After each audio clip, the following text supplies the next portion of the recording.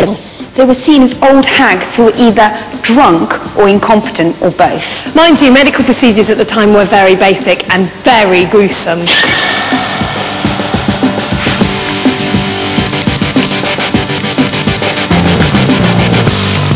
People thought that impurities could be sucked out of the blood by placing leeches all over a patient's body, sometimes up to 100 at a time. Ugh! Laxatives were used to purge the patient's system. By eating mercuric chloride, the person's entire stomach contents could be cleared. Yuck! Yeah, if you think that's gross, if you had a bad stomach, you were given salt water to drink to encourage vomiting. Infections like gangrene were common because no one realised that hygiene was important. In fact, the dirtier a doctor's coat was, the more impressive it was considered to be. Surgery was both painful and dangerous. For something like the amputation of an arm or a leg, the only anaesthetic was opium or alcohol. That meant you were awake through the whole thing.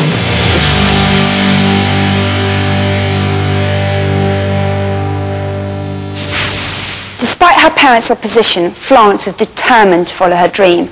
After a spell at nursing school, she finally got a job in a women's hospital. Before Florence Nightingale, nurses didn't have special uniforms. But she changed all this.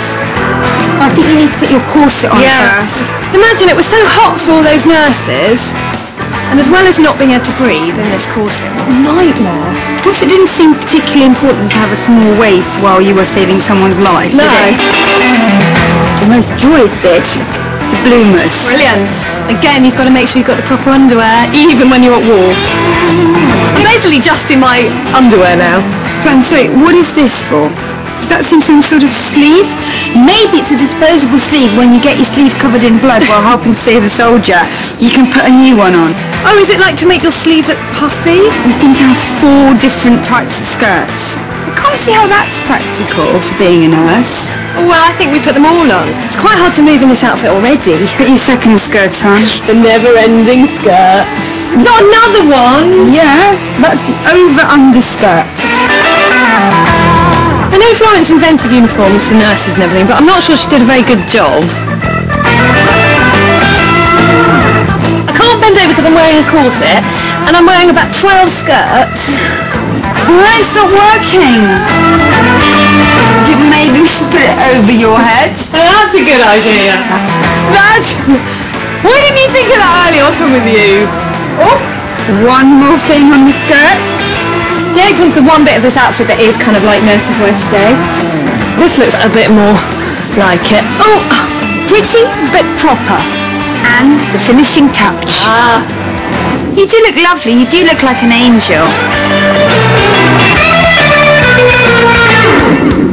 I bet her soldiers weren't as demanding as you. Then in 1853, the Crimean War broke out.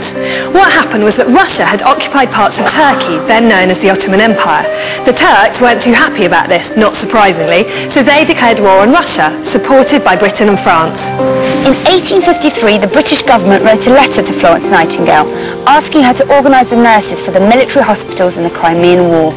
Weirdly, by coincidence, the same day she got the letter, she'd written one offering to volunteer. She was posted to a hospital in Scutari, a suburb of the city of Istanbul in Turkey. She found the conditions there disgusting. She wrote loads of letters back home about it. 14,000 in fact. 14,000? I know, I can't believe she had any time to do any work.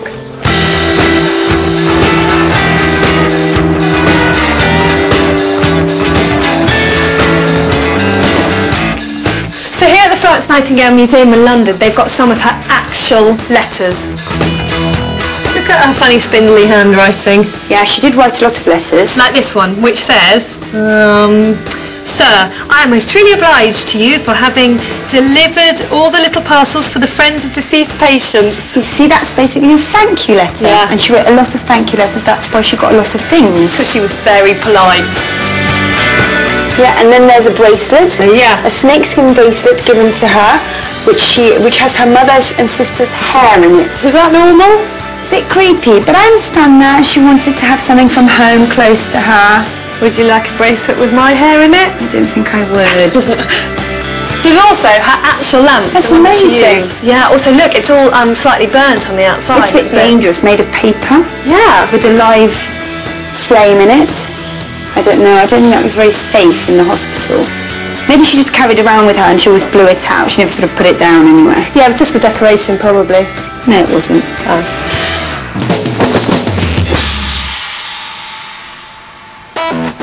We wanted to know what it's actually like to be a nurse, to do all those things like bandage up an arm, put the arm in slings. Yeah, and we're here with Daphne, who trained at a school for nurses that Florence Nightingale set up to show us how.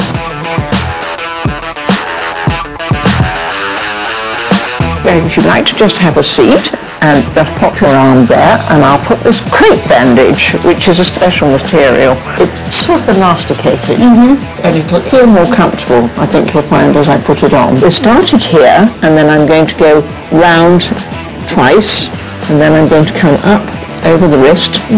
What I'm now going to do is I'm going to make a pattern of this as I go round. A pattern? Yes, it just makes it look neat. One facing down and one facing up. That's right. I don't think Florence would have had time to make nice patterns though, would she? Well, Florence didn't really do a lot of this kind of nursing. Yeah. When Florence was out in the Crimea, she was really what we call a nursing administrator.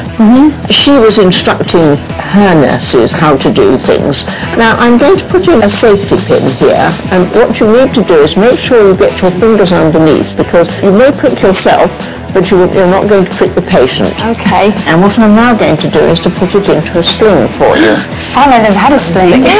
This goes along there, that's just to make a neat edge. And then this is going to come up over on the other shoulder. Now, I'm going to do what we call a reef knot. Right over left, and then left over right. Now, does that feel comfortable? Yes. Can I have a go now? Yes, you can. Brilliant. It goes under the thumb and twice under the thumb. But she's touching my hand too much. It's hurting my wrist. Touching your wrist. Just don't be so sort of flippant with it. More gentle. More gentle. I thought you'd be better than this. Is that too tight? Right, I am pretending to have an injury, thank goodness, but she just grabbed it, and you can't do that. I would have screamed out in agony if I was a real patient. I want to make sure it's tight enough though. Finger underneath, because it doesn't matter if I wound myself, apparently. So now the sling over the shoulder, and then that goes underneath. So I've got all this leftover material. So I'll do the reef knot, which is right over left. Tighter, please. Yeah, I haven't done it yet. Not that tight.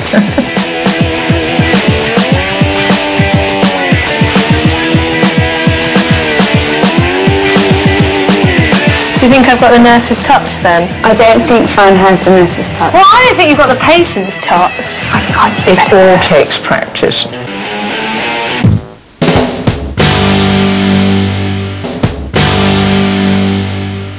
The most famous image of Florence is the one of her with the lamp. That's the one you see in all paintings and everything.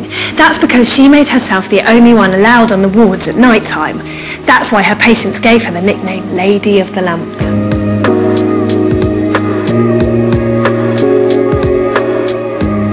Florence caused a bit of a stir at the hospital at Scutari. First of all, she bullied the British government into giving her more money. Then she made them send over some essential supplies, like socks, for example. And toothbrushes?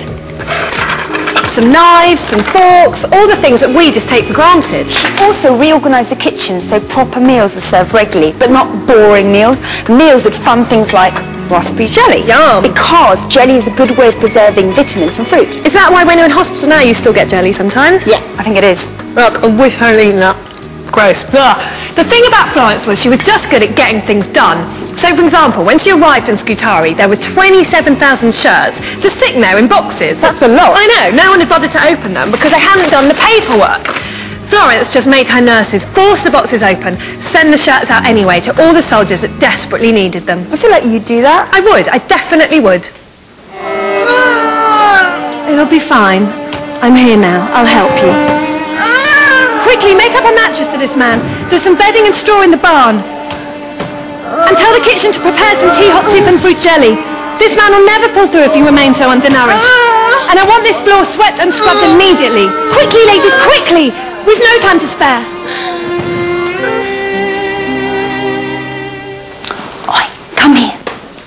I'm here in Florence Nightingale's bedroom to tell you something quite interesting.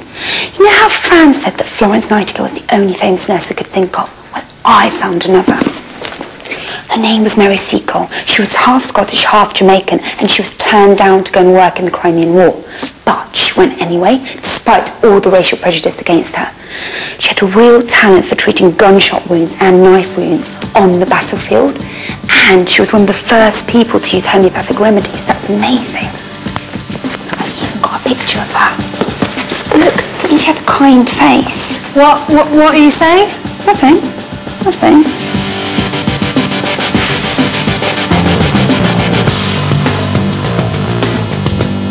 Florence Nightingale didn't just care about humans, she also really loved animals. She had a pet owl called Athena, which she kept in her pocket. Athena is now sadly dead, but is stuffed and is kept in the Florence Nightingale Museum in London. Yeah, she couldn't have lived in her pocket all the time. What if she needed to go to the loo or something? Whatever. She also had over 60 cats over her whole lifetime, which she kept draped around her neck at all times. Yeah, that wasn't even the weirdest hobby she had. She was also really into maths. She invented using statistics in pie charts, like this. That's not a pie chart. No, well, it's a chocolate cake, but it's a bit like a pie chart. She'd use it to show, like, deaths in hospitals. For example, 50% from typhoid, 25% from typhus, 25% from cholera. Can I eat that 25%, please? No. This is Florence Nightingale's pet owl, Athena. And we know quite a few fun facts about her. Yeah, for example, Florence first found her when she fell out of a nest in Athens. She was being teased by some Greek boys and Florence wasn't having that. Yep. And then the second thing is that she used to take one daily meal sitting on Florence's finger. Which is, like, Florence must have had a big finger. Quite weird. And used to bow and curtsy after the meal to say thank you. How does an owl curtsy? I can quite imagine her curtsying, actually. Yeah, can you? Yeah. And she had different noises, didn't she? Oh yeah, she had different noises. So she would bark when she was cross. She'd crow when she was proud. How is an owl proud? Well, apparently Athena, because Athena was very full of personality, so she was very aristocratic. Owl thought she was sort of better than other people. But she came to a rather unfortunate end, because when Florence was going back to London from Crimea, she was in a hurry, and she left Athena in the attic by accident. Athena was so upset that she died of a fit. Sad. Very sad.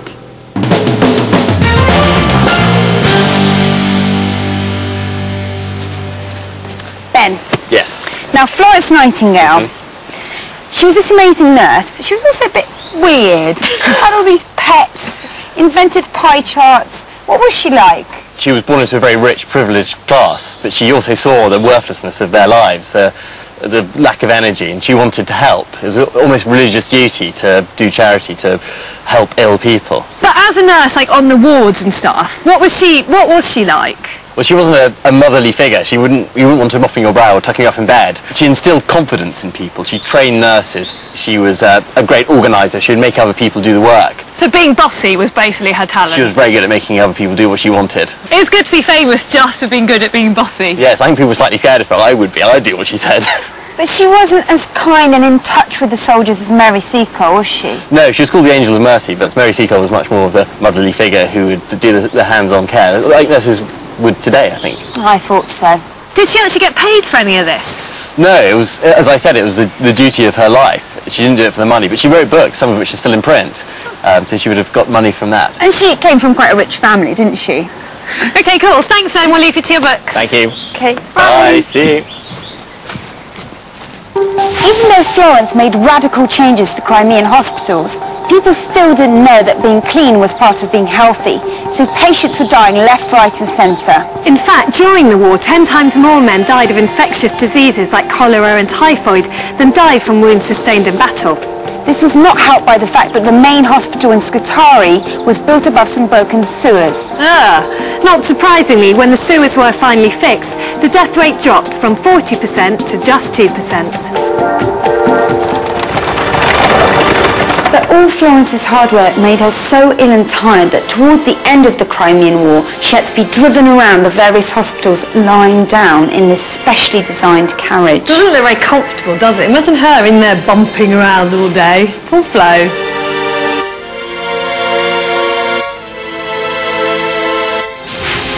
After After the Crimean War, Florence Nightingale returned to England a national hero. Hey! She used her fame to set up a school for nurses, To campaign for clean hospitals. and to write a book on nursing.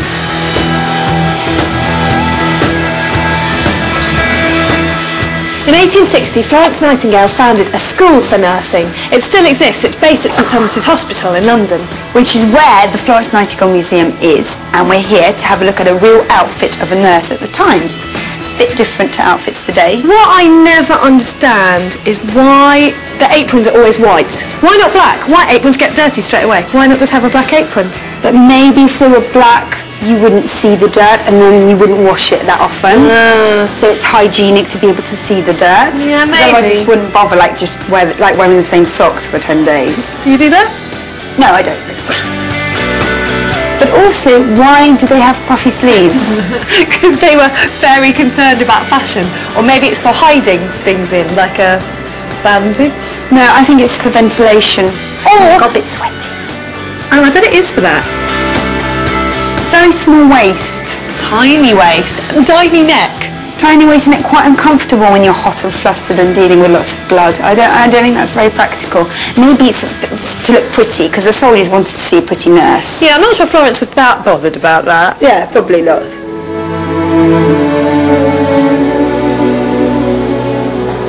Florence Nightingale died in 1910 at the grand age of 90.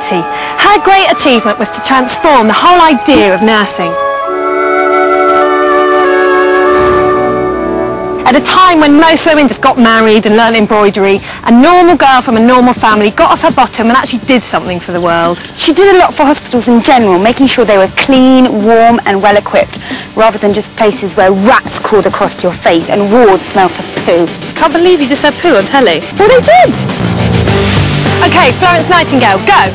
Florence Nightingale was named after a city in Italy. She wanted to be a nurse because she was bored of embroidery. She went to the Crimean War and kept soldiers clean and gave them sweet jelly because that's very good for vitamins. And then she kept an owl in her pocket, which died. It's stuffed now, but Florence isn't. She is... Stop!